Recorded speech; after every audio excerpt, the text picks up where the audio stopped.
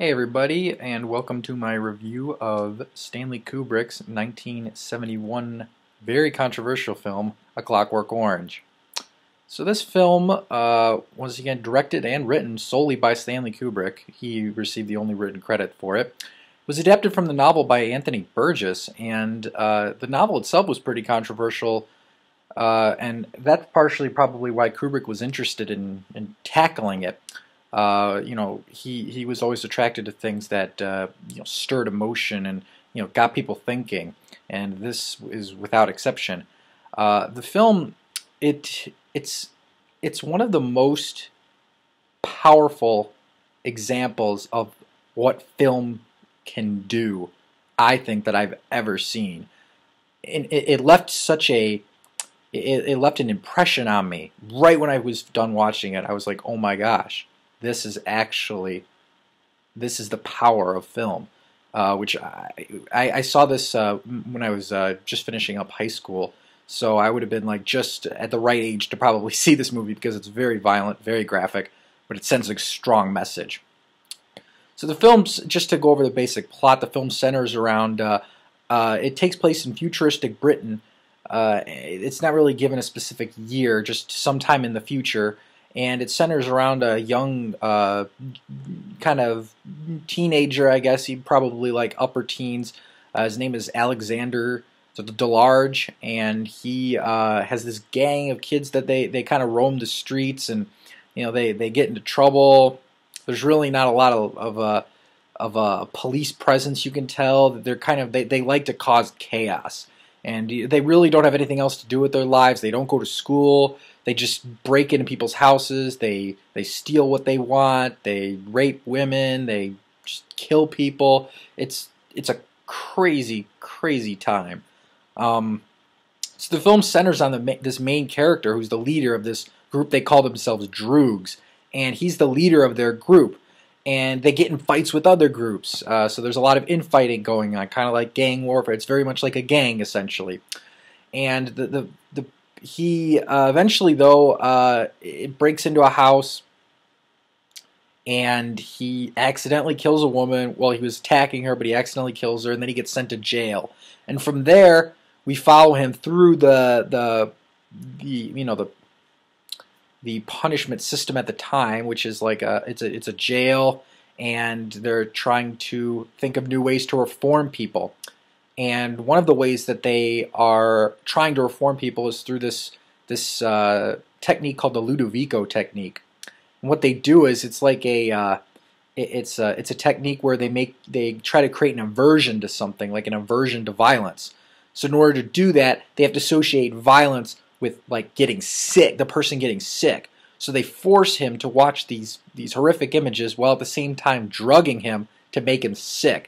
So then he associates being sick, the violence, with being sick. So even when there is no drugs in his system, when he's presented with the violence, he gets sick, or he feels like he's going to be sick. So then he's released because they think he's cured, and he becomes like a big political statement that, look, this works. And eventually, from there, I won't spoil anything else, but you see him go, after he gets out of jail, go back to try to live his life. Now the film, I think the reason when it came out in 1971, it was so controversial was because this was right before the violent films from filmmakers such as Martin Scorsese and Quentin Tarantino came along. So this was a really violent movie that audiences hadn't seen before and probably weren't prepared for. And for that reason, it got like a rating of X. It caused a bunch of backlash, and there was death threats to Kubrick and his family. There was a lot of imitation gangs, especially in the UK, of people dressing up like these gangs members dress up as in the film and doing all this violence. So Kubrick was charged with like inciting violence, and they actually had to pull the film from cinemas over in Britain, which is unprecedented for a film to be pulled. I mean, after it's already been released. Because usually the studio just wants to make as much money as they can, and controversy can create money. But Kubrick had the power to pull the film, and it was pulled, and it was banned there for quite a while. It's probably still banned in some countries around the world. I don't know which ones, but it probably is. And I think the reason that this film strikes such a powerful nerve with people, and a lot of people either really, really like it or they really don't, is because of the violence and the brutality that it shows. I mean, there are scenes in this film where you're just like, you can barely watch them. But Kubrick always does it, at least in my opinion. The films, they have a sense of comedy about them, which you wouldn't think this subject matter would lend itself to comedy. But that's what the genius of what the genius that Kubrick can bring to a film. In any of his films, really, he can find these dark comedic moments and just, you know, kind of get these comedic undertones through. And if you pick up on it, it's pretty funny. So in this film, especially, like, for example, there's a scene where the main character, Alexander Delarge, again, who's played by Malcolm McDowell, he does an amazing job. It's the best performance of his career. I can't believe he didn't get nominated for an Oscar for this movie. Him and his gang are about to rape a woman, and he's singing while they're doing this. Like, he's singing this song called "Singing in the Rain," and you're like, "Am I supposed to be laughing at this? This is horrible. What's happening?" But yet Kubrick finds a way to make you kind of chuckle a little bit. That's just one thing that I think this film accomplishes, and it's amazing that it can accomplish. But the other thing that this film really does, that I really think hits home as it makes it the masterpiece that it is it makes you actually care about this character. He is a horrible, horrible human being.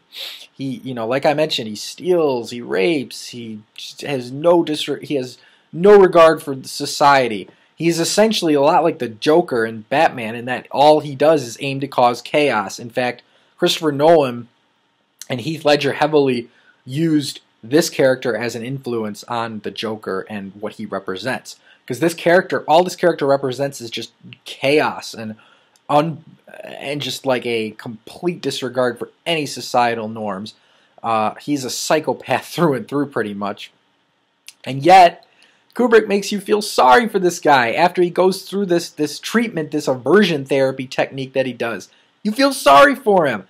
And that's the genius of this film.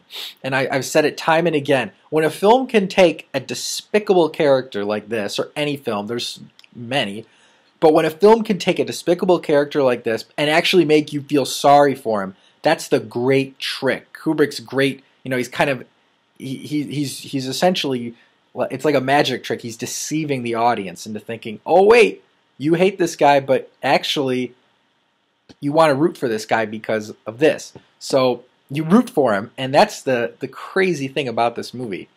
You know, just going through some of the other things I really thought I really enjoyed about it was the costume design, the score, the cinematography is amazing. There's some awesome tracking shots in this movie, and the score. You know, Kubrick likes to be playful and pull different tracks. You know, a lot of classical music. There's a lot of Beethoven in this.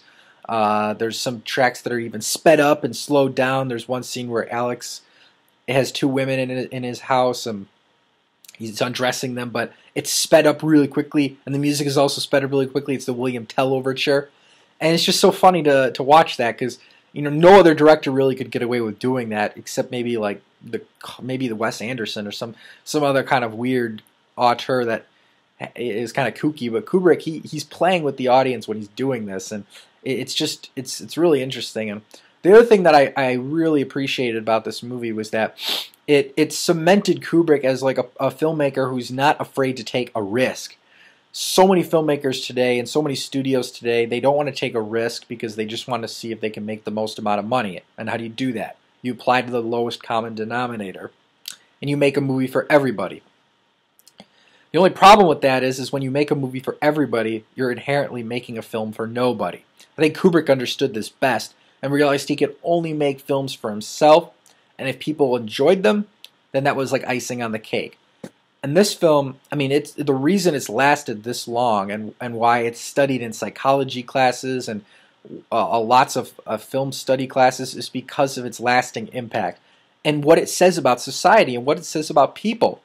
You know, one of the overarching themes is redemption in this film, and is redemption possible for a person like this, for any person like this in our society? You know, And at what point do you say, you know what, we have to give up on this person? They're beyond redeeming. They're just, you can't fix them. There's something inherently wrong with them. And that's one of the things when people say Kubrick didn't make movies about people, he made movies about machines and mechanisms, and I just say, are you kidding me? All of his movies are about people and about the human condition and human nature and trying to figure out exactly what makes us tick. And this film is no exception. You know, it's another statement in his filmography of the deplorable nature of humanity and what humans are capable of. But there's always a cautious optimism thrown into his movies, which I really appreciate. Usually towards the end of the movies, there's a glimmer of hope, and this movie does have a little bit of a glimmer of hope as well. Towards the end of the movie. Now the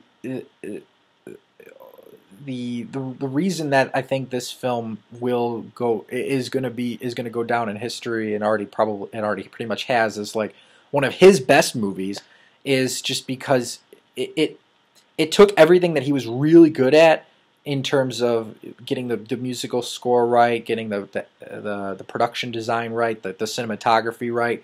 He gets it all right in this movie. And actually, this was one of his quickest shoots. He's usually one of those directors where he demands take after take after take. But, sorry, from my research, this was one of his quickest and easiest shoots. Because I think he had somebody like Malcolm McDowell, the actor who plays the main character, who's in every scene in this movie pretty much. It follows him the whole time. He surrendered himself over to Kubrick and said, you know what? Let's just try to make something. Let's have some fun and let's try to do something special here.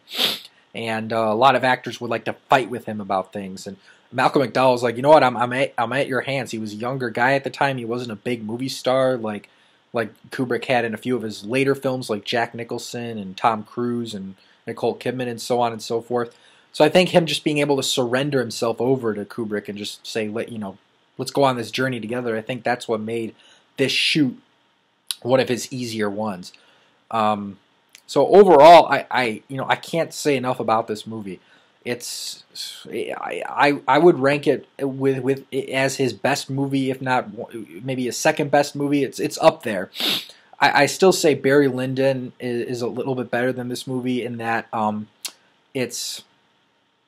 it was much harder of a sell to audience members, and he did it. Clockwork Orange, even if you don't like the main character or the story, you can at least grab onto a lot of other things that are within the film. And actually, another interesting fact is Kubrick he designed marketing materials for this film, like the posters and the trailers and just how to market this movie and pitch the movie. He gave this advice to those studios, and that was just amazing at the time. Directors didn't do that back then, but he did. So, just watching him do that, it's amazing.